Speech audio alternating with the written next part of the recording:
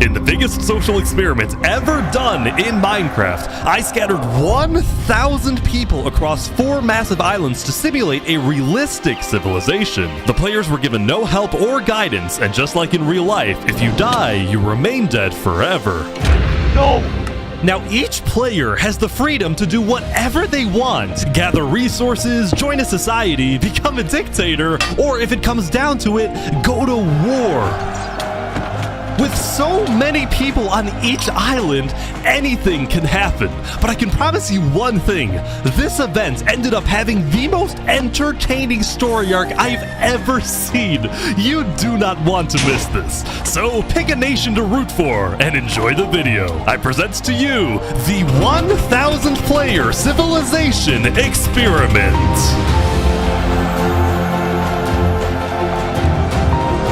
Don't forget, if you want to participate in these videos, join my Discord server, and of course, subscribe to my channel. Alright, everyone ready to be teleported?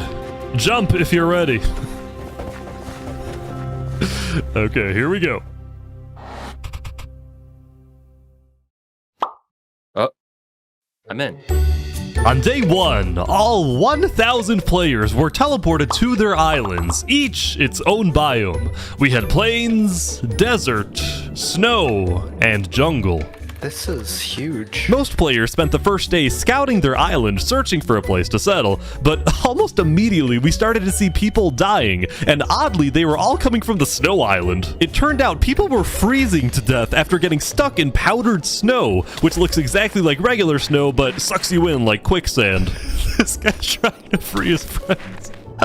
Oh no. Even worse for the poor people on the snow island, trees were almost nowhere to be seen. The desert island also had very few trees, which players needed if they wanted to get wood. But the places where players did find trees quickly became extremely valuable hotspots for groups to settle at and colonize. Look at all these people coming together. Community crafting. They're making progress. Meanwhile, the people on the jungle island had essentially unlimited trees and were thus already thinking about other things. What did you say your plan was? I'm gonna take over the world. This is my right-hand man. Darbo. Hello, right-hand man Darbo. Don't talk to him. He doesn't speak. While having a lot of trees did seem like an advantage at first, many jungle people found the island to be difficult to traverse, given the immense amount of trees and the hostile mobs that would spawn on the surface due to lack of sunlight. Uh-oh. Uh-oh. The sphere of traveling also made it more difficult for jungle people to talk with each other, since players could only read chat messages from people 100 blocks away from them or less. Although frankly, at least they didn't have to see what me and the admins were looking at. Lastly, we get to the Plains Island, and boy was it different from the others. It truly was just the perfect island to live on, with green grass, trees, animals, and no natural dangers. This guy's making a little animal family. Or farm. Not needing to worry about dying as much as everyone else, the people on the Plains Island were among the first to start mining for resources like iron or diamonds. They were also the first to build up villages and, yes, to create civilizations. Throughout the first day, you could see 2 main groups starting to come together. One of them a democracy led by a player named Horace Crown. Our aim is building the most beautiful and nicest city on the entire server. And the second also a democracy led by a player named Sidefall. I just want to make sure nobody dies. It was actually kind of odd how similar these 2 civilizations were. They were both located on the southern shore, they both had democratic elections, and their leaders both wanted good for their own people. I just hope nothing happens to change that. I'm gonna make an Among Us character. Never mind, I hope they die. Soon it was the end of day 1. Players across all 4 islands logged off and made plans for the following day.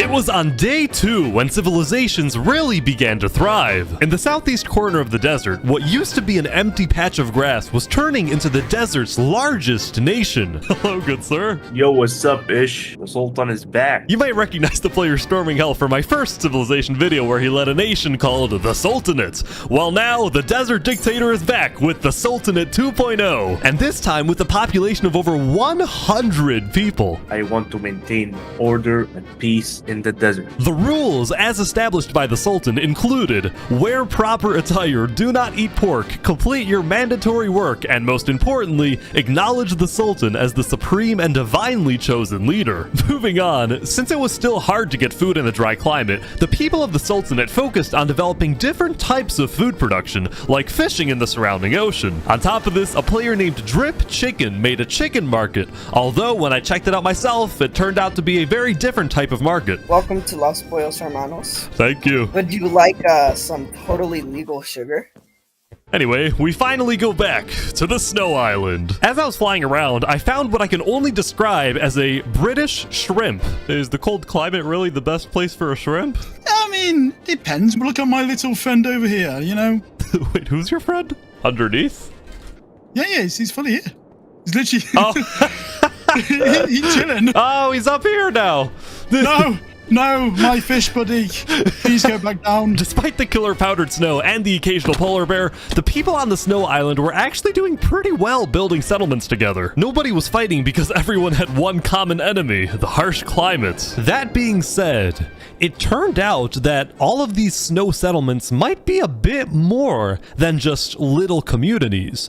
On day 2, rumor was getting out about a conspiracy that, despite them all being spread out across the entire island, a lot of these snow settlements were actually all being run by one single person whose goal was to unify the entire snow island under one mighty empire. This person's name was Alanulo, and he was running this entire empire recruitment operation from an underground bunker where he felt he was safe for the time being. Essentially what he would do was hold meetings with people who were already leaders of their own settlements and convince them to merge their civilizations with his empire so they would be stronger together. He would give these leaders orders to fulfill, and in exchange they would be guaranteed high-ranking positions in the empire. If this empire actually succeeds in uniting all 300 people on the snow island, it would easily become the most powerful nation in the world. In fact, it would be bigger than the Sultanate and the two Plains democracies combined. Will this ambitious plan actually succeed? Let's see what happens in the following days.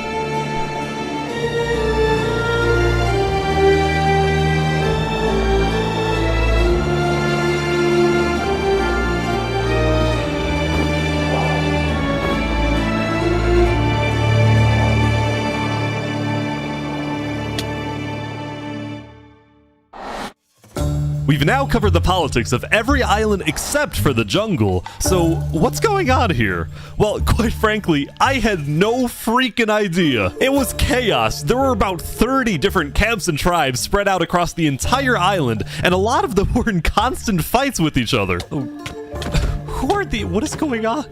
There's a fight here. Here's a tribe that imprisoned one of their own members for being, quote, too rich. I say we tax him and then let him out of jail. Damn boots, take your shoes. So overall, there was chaos, nobody trusted one another, and to add to this, nobody wanted to travel too far into the jungle because they were scared of rogue tribes and especially hostile mobs. In fact, we actually had to remove creepers on day 3 because they were killing too many people. Whoever asked.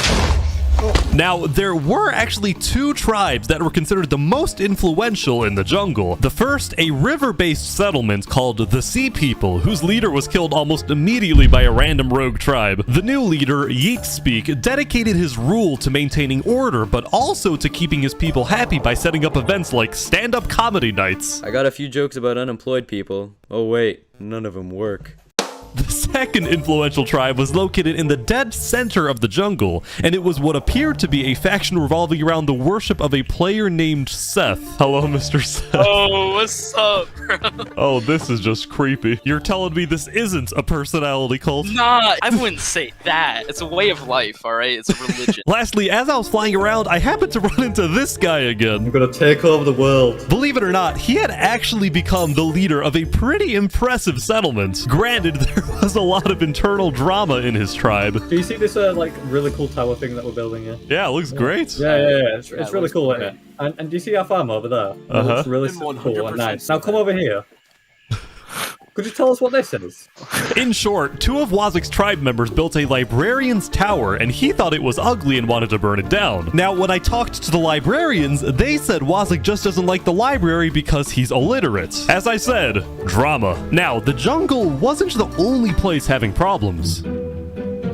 The Plains Island was seeing both a surge in development, this whole place is awesome, but also a rise in tension. The leader of one of the Plains democracies, Horace Crown, had found out that the other Plains nation run by Sidefall had reached out to the Snow Island looking for potential alliances. Horace Crown did not like that Sidefall was reaching out to other islands instead of reaching out to him, so he quickly established his own alliance with two other Plains settlements, both located on the east side of the island, which would essentially cut off Sidefall's access to most of Plains if a war were to break out. We think Sidefall is definitely up to something, and we're planning to stop him. The people living on the Plains Island, who had otherwise taken their peaceful lives for granted, were getting very worried about a potential massive war that would devastate their homes. Here in KFC, we want family, not war. Meanwhile, on the desert island, the Sultan storming hell was not happy when he discovered that a group of mountaineers had made their home on the mountains surrounding the Sultanate. So, the two groups had a meeting to discuss this dispute over land. Why does the Sultanate have any more right to a plot of land? Simply, might makes right.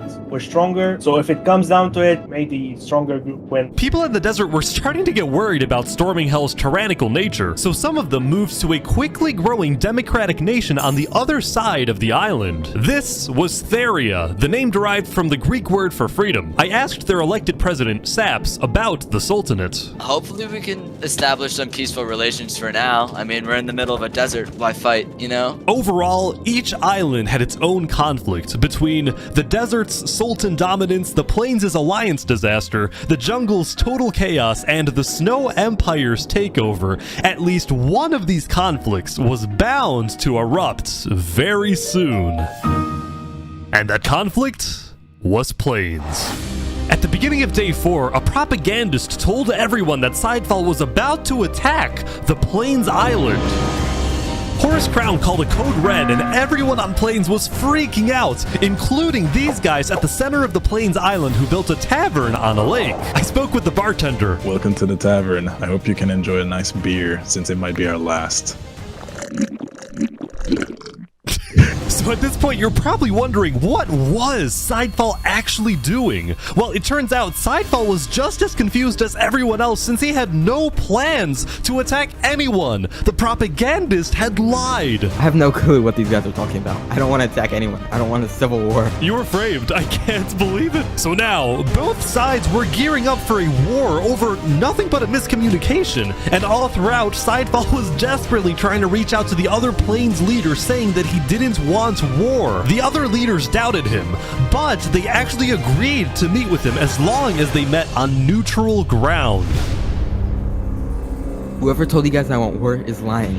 Tell us the truth then. While they talked, Horace Crown secretly had undercover spies search Sidefall's entire village, but he wasn't aware Sidefall had someone else place a bunch of TNT under his village. But before things went too far...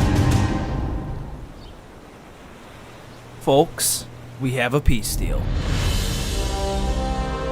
By the thinnest of margins, crisis was averted. After talking, the leaders had made a peace treaty. I actually didn't get to see much of the meeting, but here's essentially what happened. Sidefall first apologized to the other Plains leaders for not being open with them, specifically about his relationship with the Snow Island. He told them he had only reached out to Snow in hopes to get on the good side of a player named A Freakin' Turkey, who was apparently Alanulo's second in command. The Plains leaders discussed their disagreements on foreign relations, Horace Crown preferring keeping alliances within Plains, and Sidefall believing in making allies on other islands. But they were able to put their differences aside. They banished the propagandist from the Plains Island, and at the end, the 4 major Plains nations created a Great Plains Alliance. The Plains Island went from being on the brink of war to being the most united island of all. Drinks are on us! And it wasn't just plains. Toward the end of the day, all 4 islands were prospering. From the people on snow collecting resources and building together, to the people in the desert working on the Sultan's build project, which was to create a massive holy city. Even the jungle was at peace at the end of day 4, since the remaining jungle people were just thankful that they were still alive. Soon though, it was the next day. But before we let people back onto the server, the admins and I decided to add a little something. We added a 5th island in the center of the world, and we didn't tell the players that we did this. We wanted to see who would discover the island, how long it would take to find, and then what would happen next. So, we started up the server, and the wait began. But meanwhile, we have to talk about the Snow Island. Hello, Turkey! Hello, Itch! How's it going? On day 5, the player A Freakin' Turkey finally gave me a full explanation of the mysterious Snow Empire, which I found out was named the Aculon Empire. Still fearing for his safety, the Empire's founder, Olanulo, gave orders entirely from his secret underground bunker, while his second-in-command, A Freakin' Turkey, carried out his orders and led the people on the ground. You guys have settlements across the entire island. There is a lot. Just know none of it was made by slaves. The Empire relied on strict order to maintain peace. It's now 200 citizens were each assigned a daily job like building, mining, or fighting, and whenever they were online, all citizens were required to be in 2 Discord voice channels at once, which I didn't even know was possible. Also, the Aculon Empire made it a point to document everything, including its list of members, its hierarchies, its physical landmarks, but what I found most impressive was the high-level operation going on in this seemingly regular building.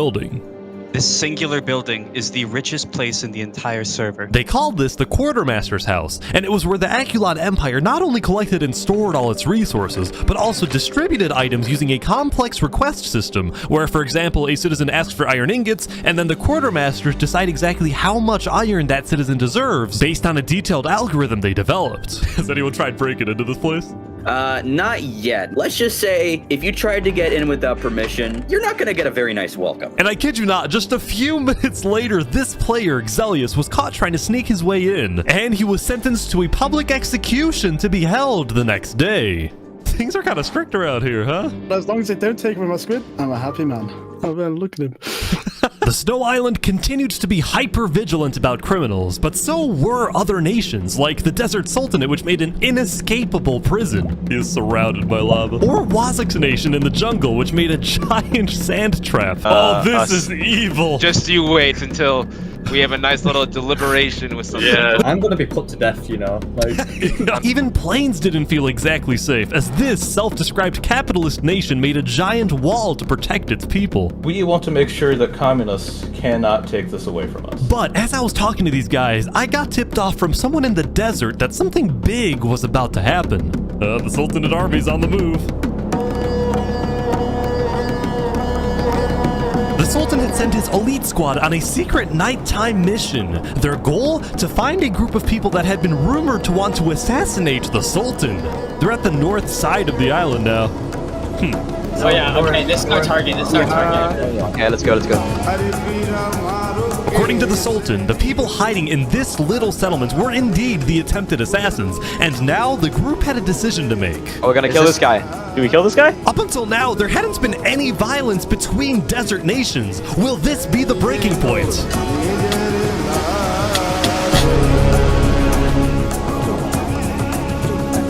We are showing the desert that if you make plans to kill me, justice will come for you. The Sultan's elite squad spent the rest of the night raiding the settlement, but during their chase of another suspected assassin, they ran, literally, into a major dilemma. We know he's running to Theria. The guy they were trying to kill was running toward the democratic nation of Theria to get asylum there. The Sultanate is really about to roll up on Theria. Holy. This could cause a major conflict. But the Sultanate's army didn't care. They barged into Theria and searched every single house to find this one person, who ultimately ended up getting away. Meanwhile, the people of Theria were freaked out by the raid, but when they looked to their leader Saps for guidance, he was nowhere to be seen.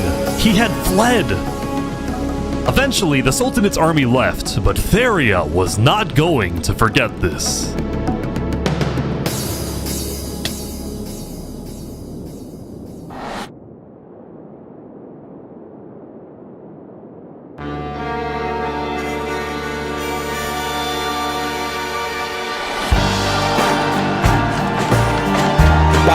attempting to blow up the quartermaster's house, Zelius betrayed our people. And for this, he must die. Glory to Aculon.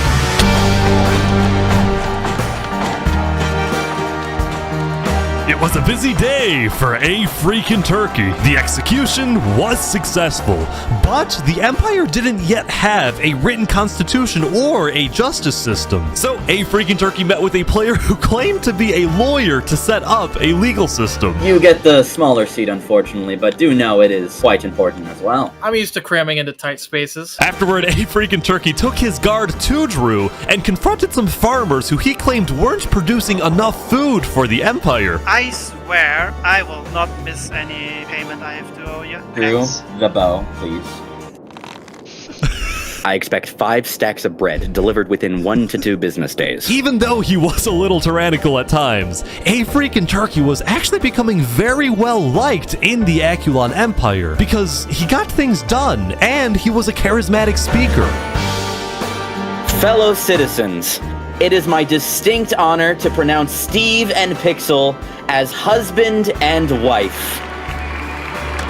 See, even though he was only the second in command of the Snow's Aculon Empire, many people were starting to view a freaking turkey as a better candidate for leader than Olanulo, since most people in the Empire had never even seen Olanulo, given that he's been hiding underground the entire time, afraid of being assassinated. In fact, some of his own citizens weren't even sure he existed. While Olanulo ruled from afar, only talking with high-ranking officials, a freaking turkey was considered a man of the people, someone who talks to everyone. In fact, a freaking turkey had gained so much notoriety that leaders of other nations were starting to reach out to him for alliances rather than to Olanulo. So as a result of all of this, Olanulo was starting to get a little worried. Turkey knows that I created this empire and its entire political system, and as long as I am alive, I will be its only ruler.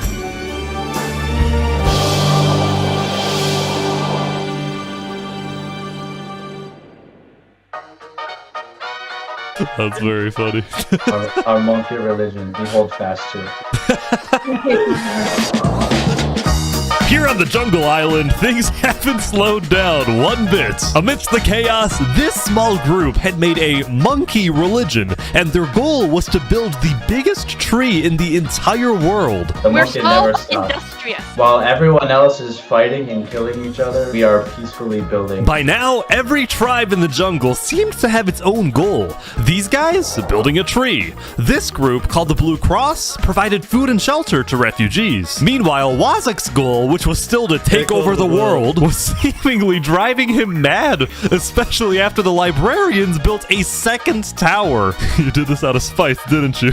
Yeah. Well, no. Well, yeah. Overall, it seemed like there was a lot on Wazak's mind, as if he was planning something. Something big.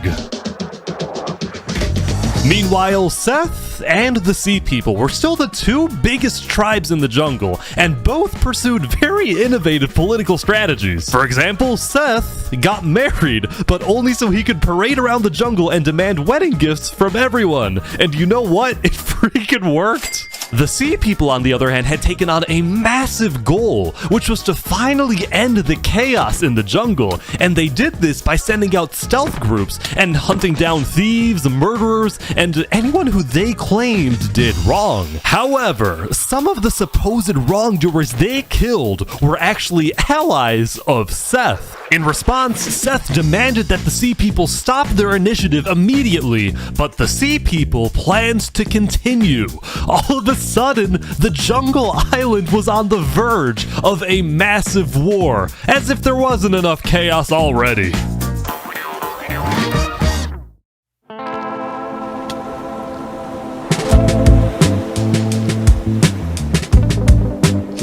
Wait, is someone actually here? I think so.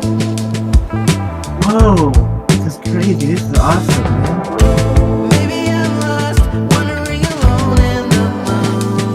On day 7, a player named the Pokemonkey discovered the secret 5th island. The island had a mysterious dead terrain, a small pre-built village in the center, and underground, it contained netherite, which is the strongest and rarest resource in the world.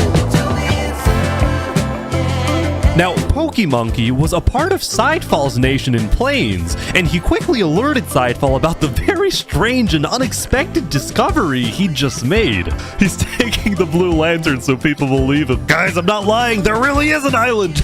2 minutes later, another person found the center island. This time, someone from the jungle. Then, like a domino effect, more and more people started arriving, typically either alone or in small groups, like these guys from the desert. Even though they all came from different islands and nations, nobody was fighting. In fact, they seemed to be forming friendships and simply admiring this new mysterious place. He's saying this is amazing. Quickly, word began spreading across the world that there was a 5th island, and about 30 minutes into day 7, basically everyone knew. It was crazy how fast everyone found out. Now, some nations were hesitant about visiting, believing that the island was some sort of trap, while other nations like the Aculon Empire sent out large exploratory groups to investigate the island. So Aculon is here, but instead of mining for netherite, they're taking the wool from the tents. Oh, they don't have sheep in the snow island. That makes sense. Something I found interesting was that no nation, not even the Snow Empire, had the courage to publicly claim the center island as part of their nation, as their territory, probably because it would result in conflict with other nations, which was my secret intention when adding the island, that it would cause some type of war. But it didn't cause a war, or maybe just not yet.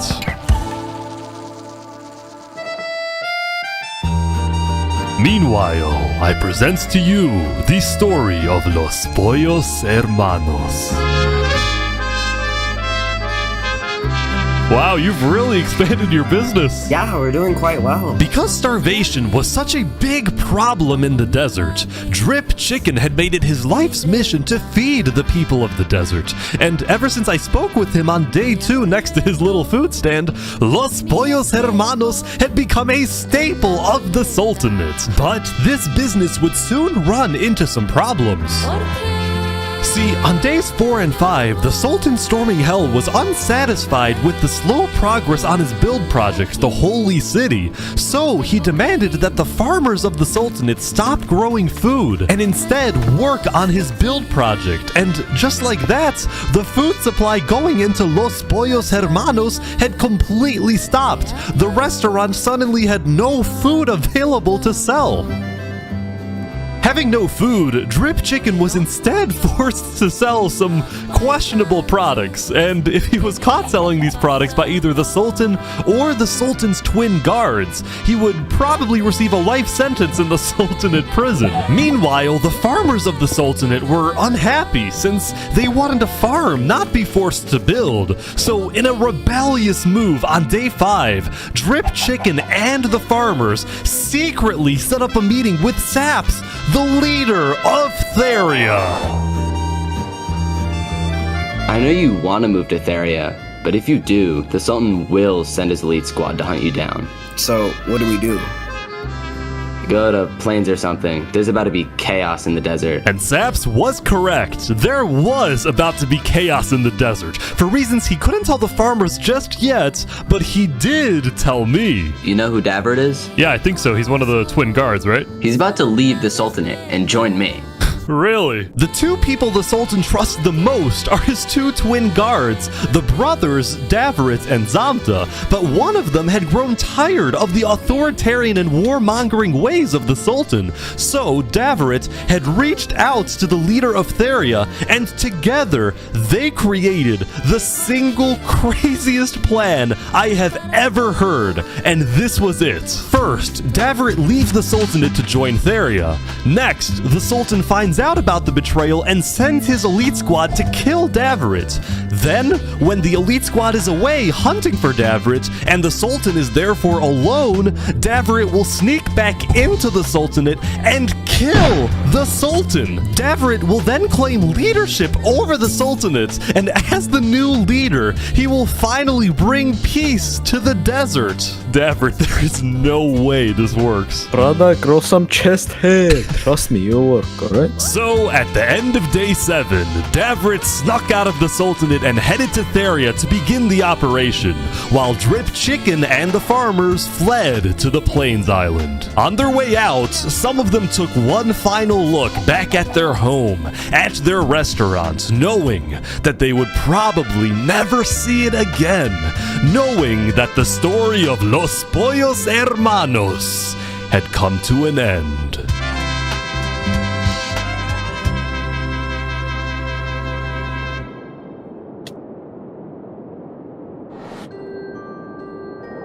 On day 8, there was a major event on the Snow Island.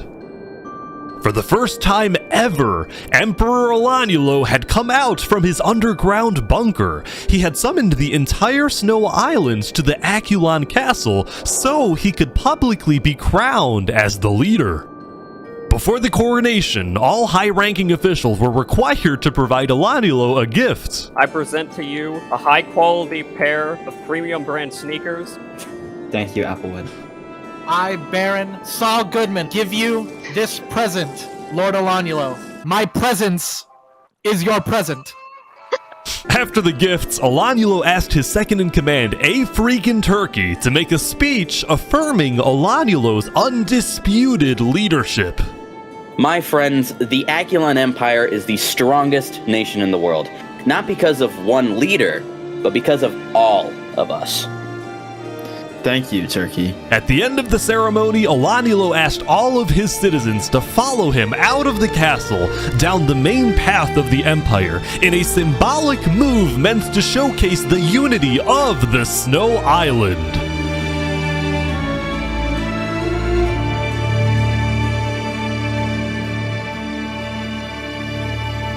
But this image of unity was only a mirage. There was a lot of discontent building within the Empire for many reasons. People didn't like that Olanulo's knights were constantly bossing them around, nor did the Aculon builders like it when Olanulo forced them to work on the Aculon Castle instead of letting them finish their own projects. There was this general sense that Olanulo might be overreaching with his power, especially when he started spying on his own citizens to see who was criticizing his leadership. See, Olanulo believed that in order for his citizens to have a good life, they have to live in a strong nation, and the only way to maintain a strong nation was through complete unity under a powerful and unchallenged leader. This is why Olanulo was fearful about the discontent within his nation, as well as the rising popularity of his second-in-command, A Freakin' Turkey. Knowing that they were being spied on, many of A Freakin' Turkey's supporters were becoming scared living on the Snow Island, afraid that they would be executed for not supporting Olanulo's leadership. So, with the help of A Freakin' Turkey, plus another high-ranking official, its Ender, some Aculon citizens organized secret evacuations out of the Snow Island through underground tunnels, some of which led to Seth's nation in the jungle, others going to Sidefall's nation in Plains. Both Seth and Sidefall were very open to accepting refugees, especially those who opposed Olanulo, someone who they believed to be a dangerous tyrant. Also, they had just found out that Olanulo had actually sent spies all across the world, including into their own nations, so they didn't like him very much. We're not going back until there's some form of democracy in Snow. I don't think that's going to happen anytime soon. Meanwhile in Plains, Mr. Turkey, are you starting a revolution? No, I do not want a revolution. I just want to make sure Olanulo doesn't kill these people. When are you going back to the Snow Island? Probably tomorrow, because I'm gonna try and host a meeting with Olanulo. I just think he's gone too far. So while A Freakin' Turkey stayed on the Plains Island for the rest of the day, Seth and Sidefall created the first ever multi-island treaty. This treaty not only established Seth and Sidefall as allies, but it also declared their nations refugee states, ones that are willing to accept all people fleeing from dictatorial regimes like the Sultanate or the Aculon Empire. As for A Freakin' Turkey's position in the Aculon Empire, he was still technically the second in command, but it was only a matter of time before Olanulo finds out about the missing citizens, and then it's very likely that Turkey will be stripped of his position, or be kicked out of the Snow Island entirely and become a refugee himself.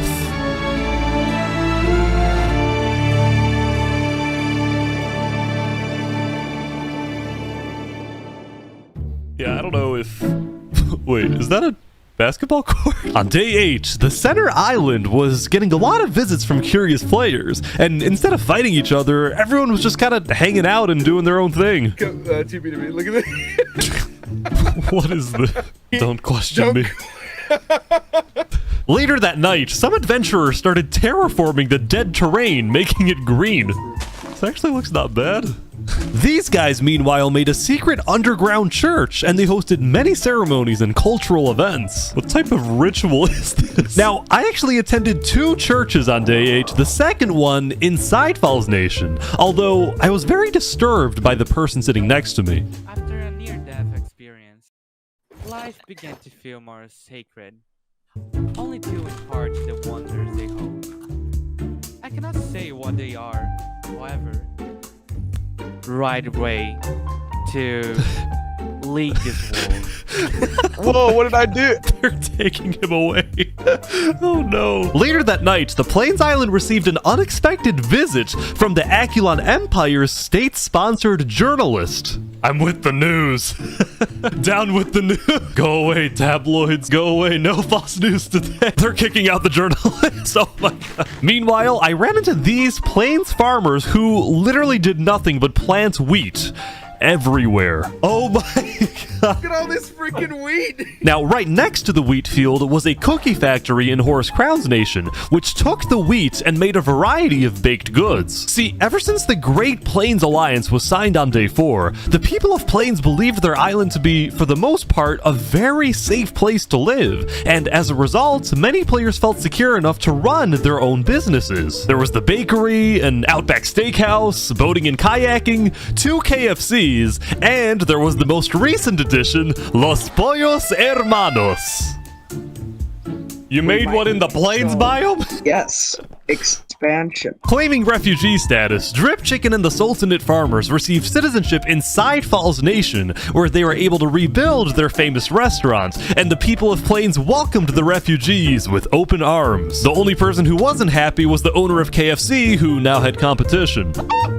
Anyway, when word got out in the desert that Drip Chicken and the farmers had fled the Sultanate, as did Davrit, many loyalists in the Sultanate were furious with these betrayals. While the Sultanate was still the second most powerful nation in the world, the first being Aculon, these betrayals of the Sultanate hurt the Sultan's public image, and he feared being seen as weak by the world and by his own people. So predictably, the Sultan sent his elite squad out into the desert to try to find and kill both Davrit and Drip Chicken. But instead of staying home in the Sultanate, this time the Sultan traveled with his elite squad. This threw a wrench into Davrit's assassination plan, and Davrit had no choice but to keep hiding underground until he saw an opportunity to strike. Meanwhile, the leader of Theria, Saps, was extremely worried because he knew that the fate of his nation and his people rested on this assassination attempt. If it succeeds and the Sultan is killed, well, then all is well. But if it fails,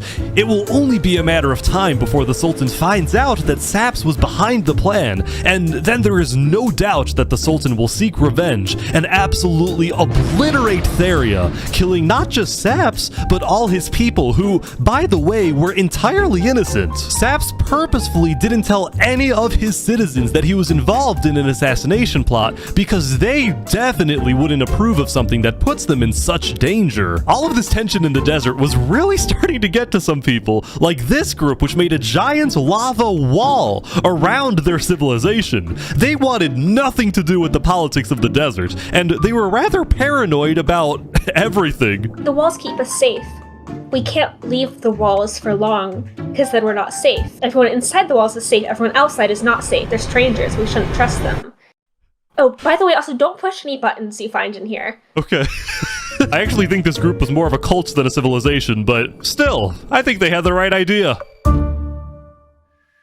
And now we go back to the Jungle War.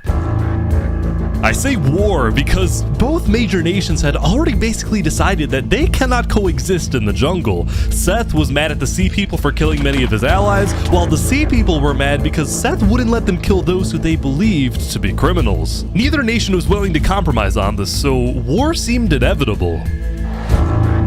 However, because Seth had also recently formed an alliance with Sidefall from Plains, a war between the two jungle nations would likely cause Sidefall, as well as the rest of the Plains Island, to join the battle, thus turning this into an actual world war. So, given that the stakes were so much higher now, both sides agreed to have one final meeting to maybe work things out. It was Wazak who quickly offered his nation as a good neutral location for the meeting, and he was quite enthusiastic about hosting.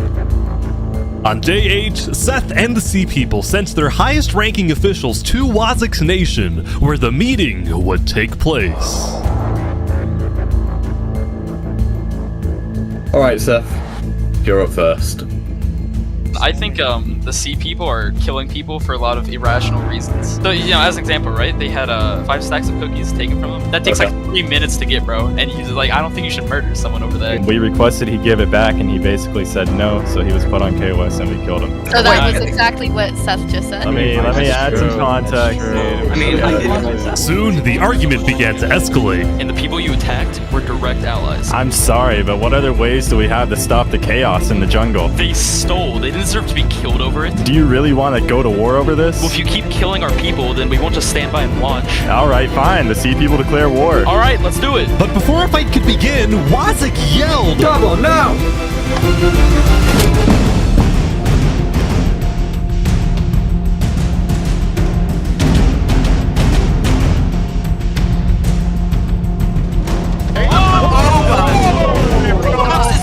Oh my god. Go! Let's go.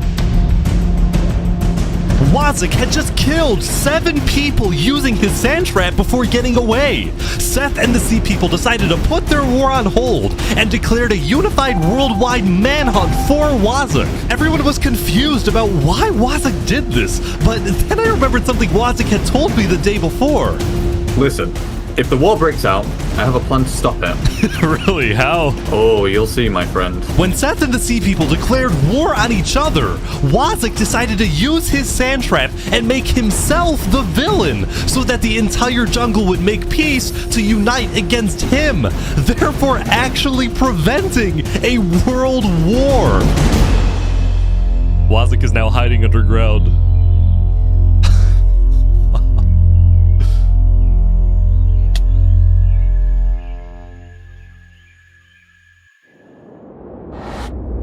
After spending most of the previous day trying to hunt down his enemies, the Sultan storming Hell decided to take a break from the hunt and attend a wedding hosted by a small neighboring desert nation. It was a huge honor in the desert for the Sultan to visit your civilization, so there was a lot of buzz surrounding the Sultan's visit, and everyone in the desert knew he would be there. Zamta the twin guard was also at the wedding, and he was quite thankful for the break since he secretly despised having to hunt for his own brother. When the Sultan demanded that Davert be tracked down and killed, Zamta was horrified by this order, but he kept silent, fearing that he'd be next. Zamta could only hope that Davert was far away now, hiding in a place where the Sultan would never find him. But it turned out Davert was not far away at all, because he was on a mission. He's actually here.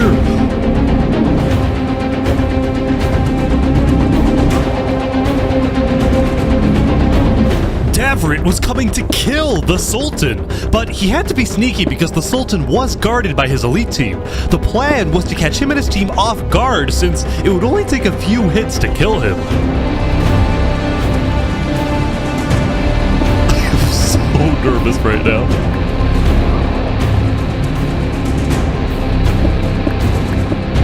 Did the wedding end? The wedding's over! He's leaving! Oh, he's leaving!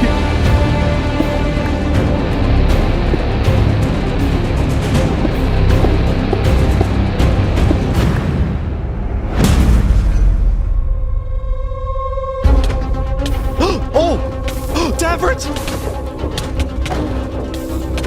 Holy crap! Oh! He's hit him so many times! Wait, Storming's getting away? The elite team is on Davert big time! Oh!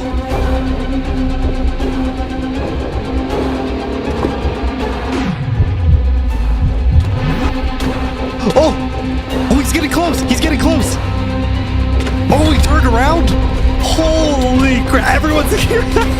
This is insane!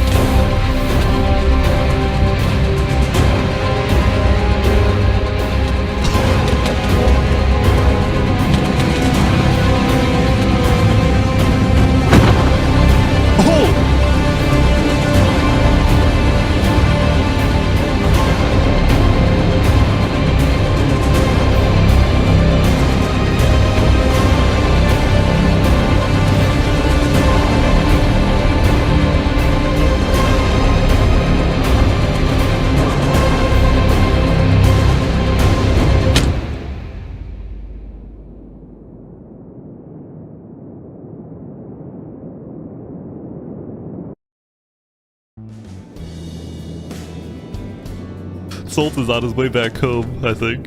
What is happening?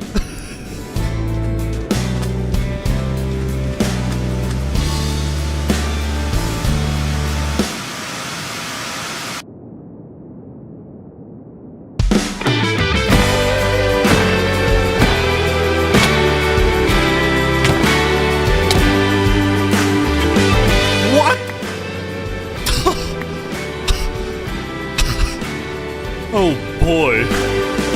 Angry about the death of his brother Davrit, Zamta betrayed and killed the Sultan, storming hell in what he called an act of revenge. All of a sudden, within the span of a few minutes, storming hell, Saps, and Davrit were all dead.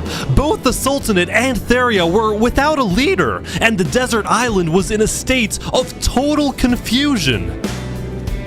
Now, because the Sultanate didn't have a solid line of succession, there was a short power struggle that ended with the Sultanate getting completely dissolved. On day 9, the second most powerful nation in the world had fallen, and most of the Sultanate's citizens ended up fleeing. That being said, it wasn't totally the end. Some who were still loyal to the late Sultan decided to form their own militias, whose only goal was to track down Zamta and avenge the Sultan. We are called by our divine leader to kill the dirty traitor, mashallah. Theria, on the other hand, didn't dissolve and instead elected a new leader, a player named Jophiel, who was well liked and trusted in the community. Still, the people of Theria would continue to live in a state of fear, afraid they would be invaded by one of the new desert militias. Also, they would never find out why their founder Saps jumped off the Therian tower, which he did because of guilt. After he saw Davrit die, Saps believed that the Sultan would invade and destroy Theria, and he felt too ashamed knowing that he would be responsible. It was only thanks to Zamta that the invasion didn't happen. The death of the Sultan sent shockwaves throughout not just the desert, but the whole world. Many nations went on lockdown, including the Akulon Empire. While they technically weren't allies, Emperor Olanilo had always admired Sultan Storming Hell's strong authoritarian leadership. So after the lockdown, Olanilo sent his diplomats to the desert to offer support to the Sultanate militias. At the same time, on the Plains Island, Drip Chicken of Los Pollos Hermanos was watching the desert from afar, and he was worried about these rumored desert militias. Because Drip Chicken was from the desert, he was able to educate his customers in Plains about the politics of the desert, and after Saps' death, he encouraged Sidefall to send diplomats to Theria quickly, and Sidefall did just that. On day 9, Theria officially joined Seth and all the Plains nations in the refugee state contract, and what originally started as a simple refugee agreement between Seth and Sidefall had now turned into a worldwide alliance called the Alliance of Democratic Nations, or put simply, the Allies.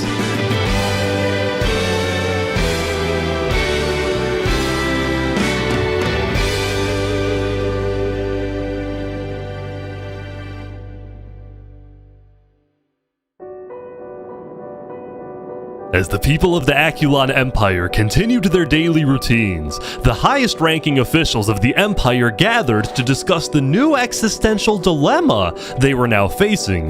The Aculon Empire had always been the most powerful nation in the world, and it still technically is, but when adding together the populations of all the states in the Democratic Nations Alliance, it is the allies that have more people overall. This made Aculon officials extremely worried.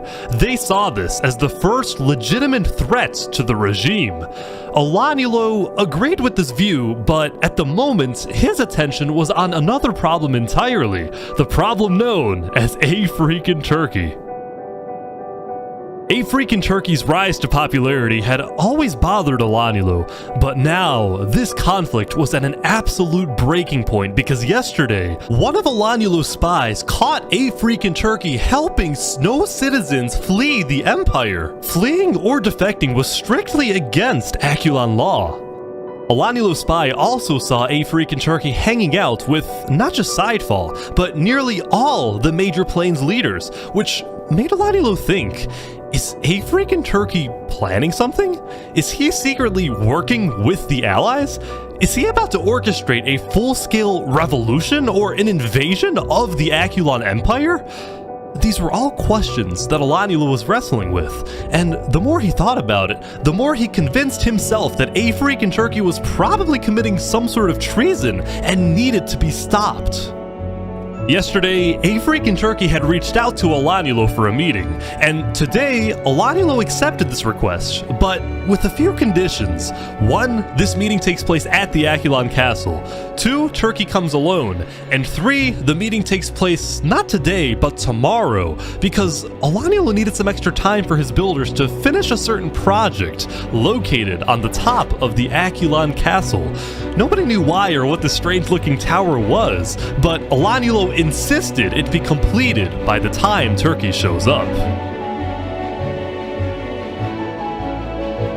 Tomorrow is certainly going to be interesting, so make sure everyone's ready. Lastly, later in the day, Olanulo sent diplomats to establish alliances with both the desert militias and with the sea people in the jungle. Olanulo appreciated the sea people's value of order, and he promised that he will help them stop the chaos in the jungle and help them catch their #1 most wanted criminal, Wazuk. The sea people accepted this alliance, but they ended up not needing Aculon's help because late into day 9, Wazuk decided to turn himself in. He's about to be executed. A guilty conscience, perhaps.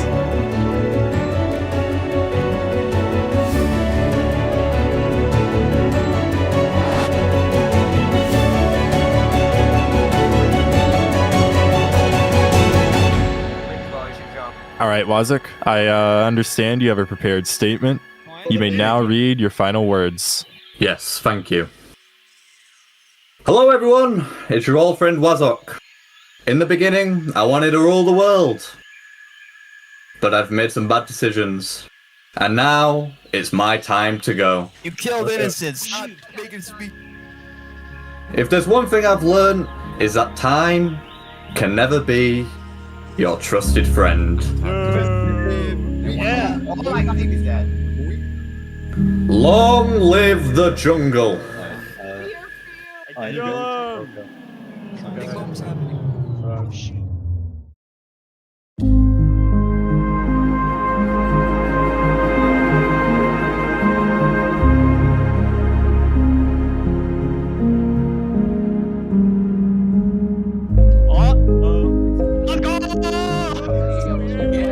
After deciding that being a criminal in hiding isn't how he wanted to live, Wazuk instead chose to face his inevitable death on his own terms, and by doing so, he gave the jungle one last moment of unity.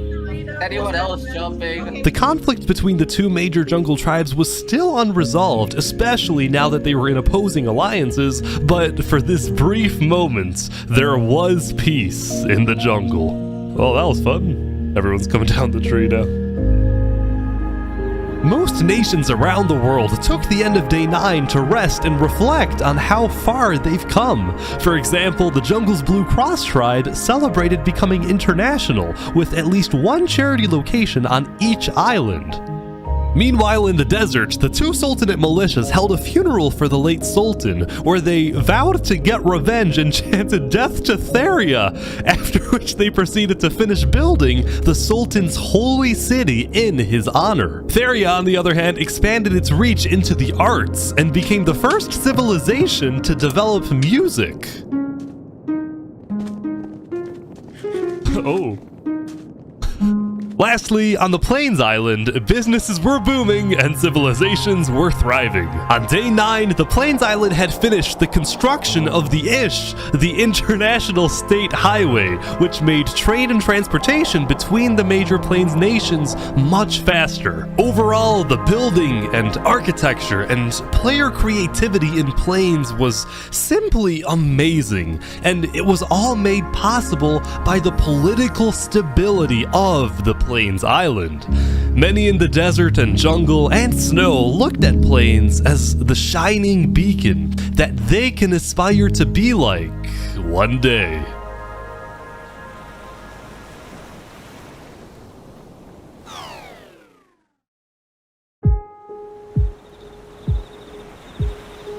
As the end of the day approached, a freak in Turkey returned to the Plains Tavern after spending the day traveling around the world, visiting civilizations in the jungle, the deserts, and of course the Plains Island. During many of his visits, he was very surprised when he found out that most people from these foreign nations not only knew about him, but admired him. This was because rumor had spread about his disobedience to Olanulo, and as a result, he had earned a worldwide reputation as the savior of refugees, the honorable rebel, the man who stood up to the emperor, and everywhere a freak in Turkey went, he was welcomed with open arms. By the way, I think he would have been perfect for that. Yeah, I heard there was a comedy show here. You should have called me over. When it came to the Akulon Empire, the truth was, a freak in Turkey had no intention of causing any type of uprising or revolution. In fact, he was strictly against the idea, knowing just how devastating a major war would be. But he did want change in the empire. During his prolonged stay in Plains, he had seen what freedom and democracy look like. He had come to regret his more tyrannical actions in the early days, and he now envisioned a reformed Akulon Empire. His new dream was to bring democracy to Snow, bring freedom to the people of the Akulon Empire, and make the Snow refugees feel safe to come back home. I might just be overly optimistic, but I think we can achieve world peace. Okay. If a freak in Turkey is able to convince Olanulo to convert the empire from a tyrannical dictatorship into a free democracy, and then the Akulon Empire ends up joining the Allies, then world peace wouldn't just be a far-fetched idea for wishful thinkers. It would actually happen. With this massive goal in mind, a freak in Turkey prepared for tomorrow for his big meeting with Olanulo.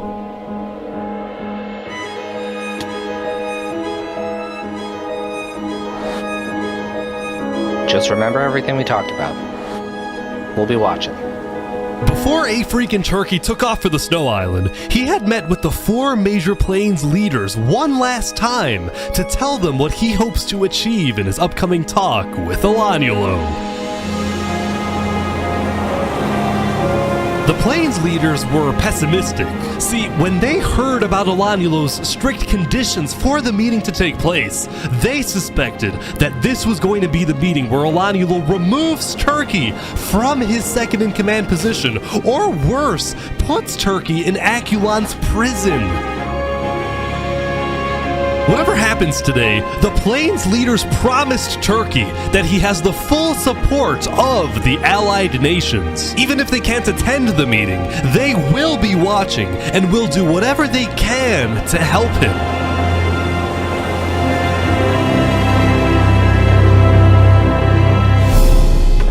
There we go, Turkey is now back on the Snow Island. I think he's going to the meeting right away.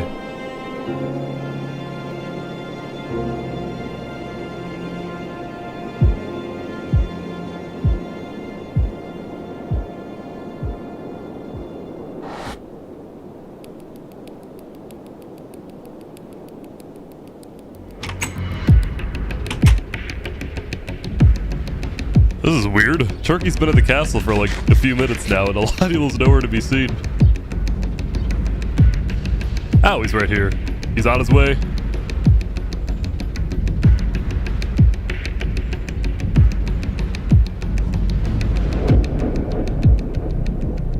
Here we go. Everyone's here now. I think everyone's here now. Knights come to the castle. Wow, I think these are all the high-ranking officials of Aculon. They're all here. Hear ye, hear ye. All barons, Duke Turkey, and fellow knights have now come together to speak with Emperor Elanulo. Elanulo, would you please start the conversation? Wait. Turkey, hold up. So before we begin, sorry to interrupt. I have a special thing I want to do real quick. Wait. Here. Drew, not yet. I want to do something first. Turkey, can you sit on the throne for a second? Why? Just do it. Okay. What are we doing? What is happening? Can I trust you, Turkey? Yeah? You like What? this, right?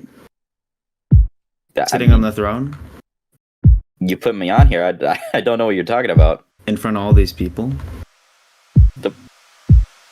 What are you getting on about? I know that you've colluded with the Plains Alliance. And I know that you want to take over this nation. Take this throne for yourself. Whoa. What? There's nothing you can do at this point to convince me that you're not plotting a revolution against me. I caught you red-handed. No! Elanulo! Yes, I've talked with Plains. I've also talked with Desert and Jungle. I am a diplomat. And I'll tell you this, all those people that I talked with will become our allies the moment we turn this place into an actual democracy. Why are you secretly leading people off my island? Oh, man. Because they thought you were going to kill them. Mm-hmm. And to be honest, so did I. So that's the point of this meeting. You want to get rid of me?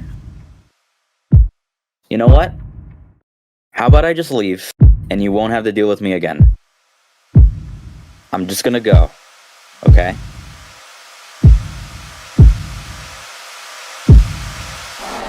Yeah, and then you'll come back with an army. I'm sorry, Turkey.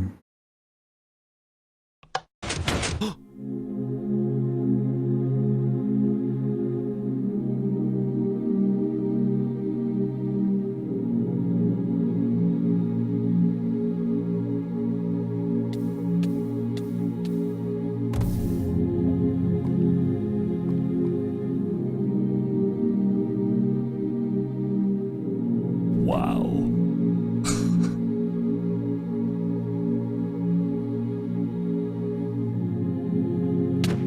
Oh! Wait, they're killing Turkey's supporters! They're hunting down his supporters as well! This is crazy. Like that, there was a purge on the Snow Island, and many of Turkey's supporters were killed. The few who were able to escape immediately swam to the other islands to tell everyone exactly what happened. And all of the knights started executing Bernie, Ender, Turkey. They assassinated some of the most loved members of Aculon. When A-Freakin' Turkey's death message appeared in chat, people around the world were outraged, and shortly after, the leaders of the allied nations started activating their militaries, putting them on standby. Turkey once visited Los Pollos Hermanos. I'm giving the army chicken for 50% off to make sure they're ready for battle. Meanwhile, Elanulo got word that the Allies were preparing their armies, so he declared a full lockdown, reached out to his own allies, and called them to the Aculon Castle to be ready in case the Allies declare war. And sure enough, when the Plains leaders talked with Theria and Seth, the vote was unanimous. On day 10, the Alliance of Democratic Nations officially declared war on the Aculon Empire. I just want to say I wish you luck and great success. Hopefully we all see some of you tomorrow to sign the Constitution of the new Aculon Republic. The new Aculon Republic that we all dream about having. Thank you. Thank you all. This isn't about us. This isn't about our lives. It's about getting justice for Turkey and ridding the world of tyranny.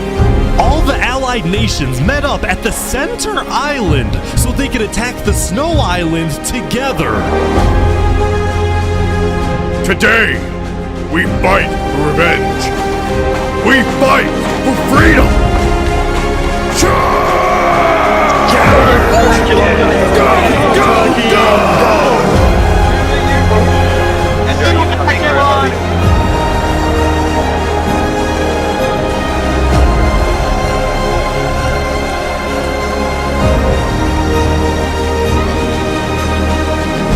But little did the Allies know, Elanulo had set a trap. The Aculon builders had taken inspiration from history and created what they called the Iron Torch, the most advanced defensive tower in the world, complete with dangerous height, sturdy walls, arrow slits, and lava cover.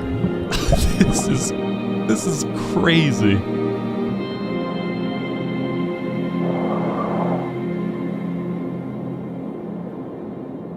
They're here.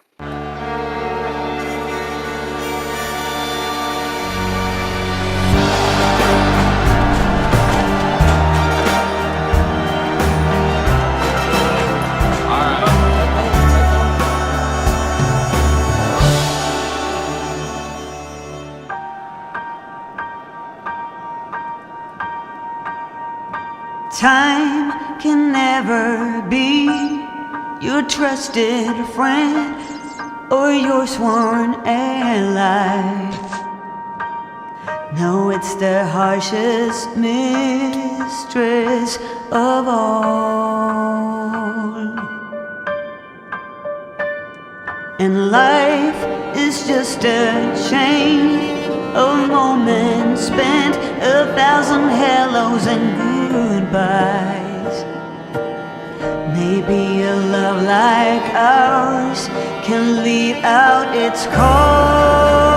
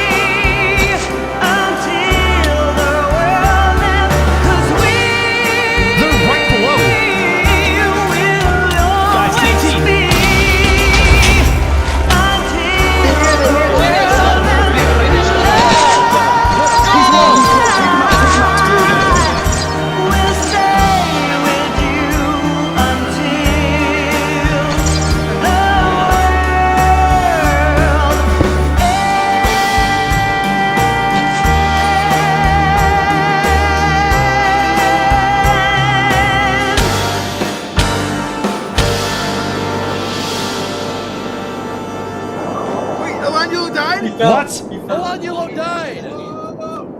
Yes!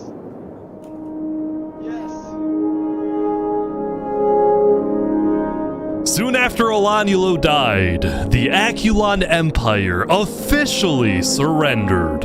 Wait, Aculon's officials say they surrendered? Kill them. But even though Aculon surrendered, the allies didn't stop fighting. No mercy, no mercy. They're all saying no mercy. Like that, there was a purge on the Snow Island. But this time, it was the supporters of Turkey doing the killing. This is just an absolute slaughter fest.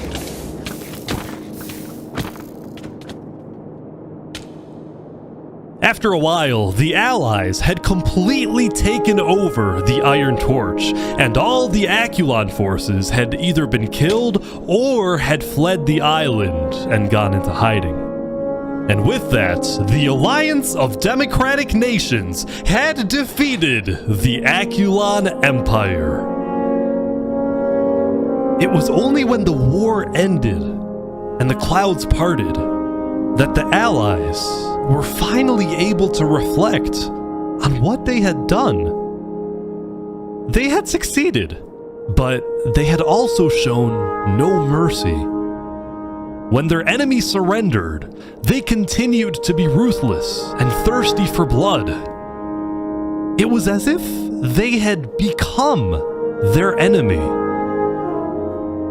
As the Allies each safely returned to their homes, now with a clear mind, many of them felt regret. Neither side was completely innocent, and the war was complicated. But at least it was over, and the Allies had won.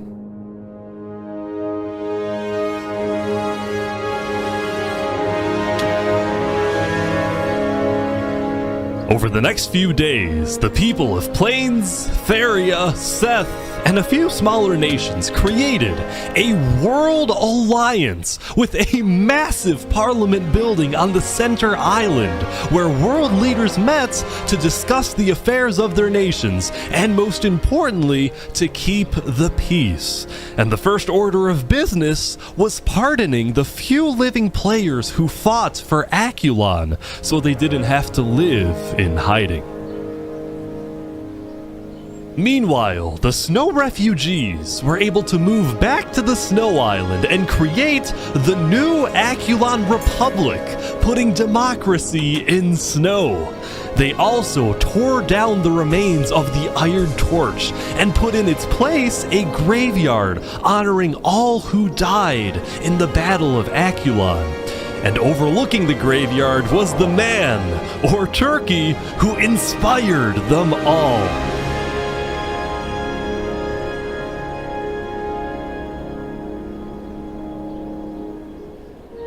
And so, the jungle went back to hosting comedy shows, the desert went back to pursuing the arts, and Drift Chicken went back to running Los Pollos Hermanos. After all that happened throughout the days, things were finally settling down.